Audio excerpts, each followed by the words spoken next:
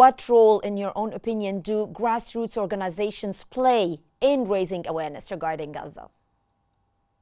Well, I do think that the conflict has split the West once for the first time. Usually, the West was tend to be more pro-Israel, but in this particular case, the Western countries have been completely divided among this issue, and this has been seen also in the different changes in the voting in the UN, for example. For example, Spain, that usually was a country, a much Western country, voted in favor of Palestine in the United Nations, to calling to admit Palestine as a full member in May this year. I do think migration has a lot to do with this, because the migration from different Muslim countries to the West has generated relationships between the citizens and the new refugees or migrants that arrive to the West, and this changed a lot the perspective of the country when they do have migration of Muslim countries. For example, in Latin America.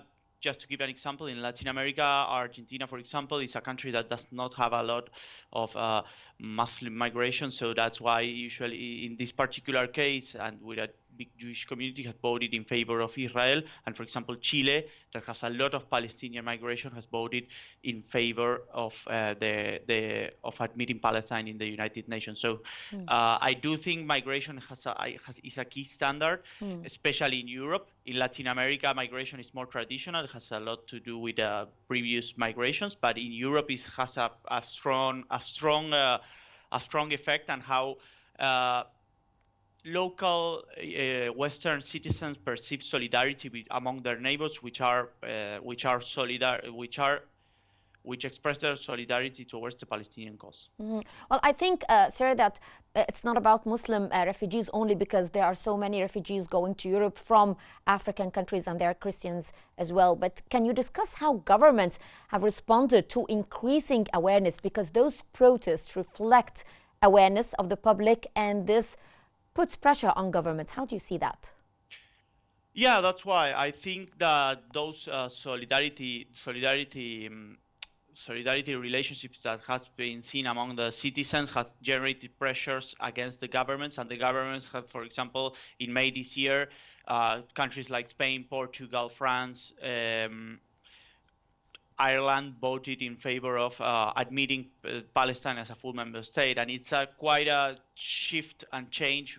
For example, in Spain, that was a traditional more in favor of Israel country, that has shifted towards a more pro-Palestinian a more pro-Palestinian approach. So how have the international protests influenced the global diplomatic efforts regarding Gaza?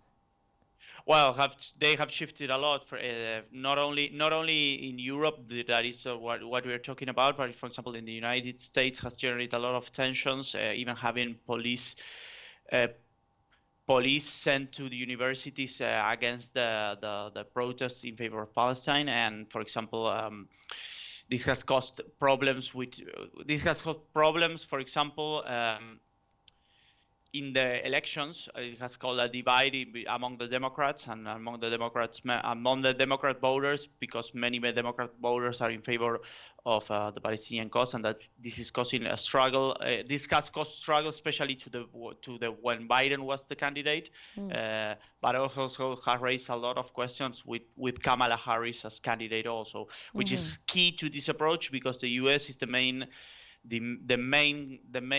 superpower that supports Israel, helps ally of Israel. So how has the narrative surrounding Gaza changed in Western media? From what I've heard, the Western media was dealing differently regarding the situation in Gaza. How has that changed? Well, it has changed a lot. For example, usually the narrative was more in favor of Israel and its ability and its possibility to defend itself, and now it's more related to the violation of human rights and images that are being reposted, especially via social media, and this has caused the solidarity of many NGOs and not non-governmental organizations to support the situation in Gaza. So it has changed a lot from a natural maybe pro-Israel approach that the West used to have.